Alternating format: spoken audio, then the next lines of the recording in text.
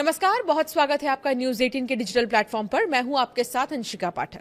केंद्र सरकार के कर्मचारियों और पेंशन भोगियों के बीच इन दिनों दो मुद्दों की चर्चा तेज है। पहला मुद्दा 8वें वेतन आयोग की सिफारिशों का है और दूसरा बड़ा मुद्दा जुलाई से दिसंबर छमाही के महंगाई भत्ते यानी डीए का है। वैसे तो 8वें वेतन आयोग की सिफारिशें अगले साल की पहली छमाही में सरकार को दी जाएंगी, लेकिन जुलाई से दिसंबर छमाही के डीए का ऐलान जल्दी होने वाला है।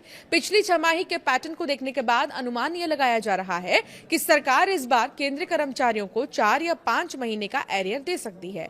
अब सवाल यह है कि पूरा मामला क्या है। दरअसल केंद्र सरकार हर साल जनवरी और जुलाई में छमाही आधार पर डीए और डीआर में संशोधन करती है। हालांकि इसकी घोषणा कुछ महीने बाद होती है। आमतौर पर जनवरी छमाही के डीए बढ़ोतरी की घोषणा मार्च में होली के आसपास होती थी, लेकिन इस बार केंद्रीय कर्मचारियों को इंतजार करना पड़ा।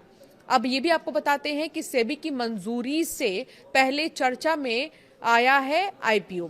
तो वहीं बड़ी बात क्या है ये भी अब आपको समझाते हैं।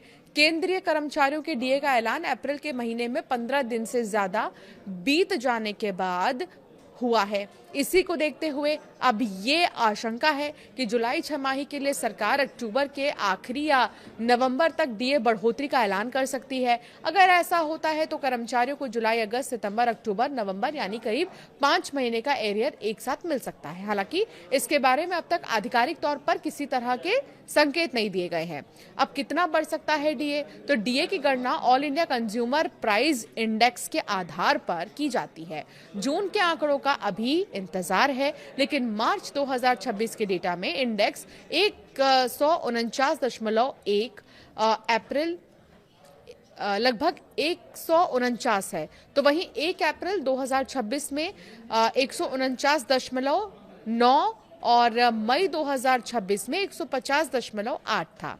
खास बात यह है कि ये इंडेक्स हर महीने अपडेट किया जाता है और इंडस्ट्रियल वर्कर्स द्वारा इस्तेमाल किए जाने वाले सामान और सेवाओं की कीमतों में उतार चढ़ाव के आधार पर रिटेल महंगाई को मापता है। अगर इंडेक्स मई 2026 जैसी ही रफ्तार से बढ़ता है तो जून के लिए एआईसीपीआई आईडब्ल्यू के 151.7 रहने का अनुमान है। इस तरह अब तक के अनुमानित ट्रेड्स के आधार पर कर्मचारियों को इस महीने डीए में 3 से 4% की बढ़ोतरी की उम्मीद है।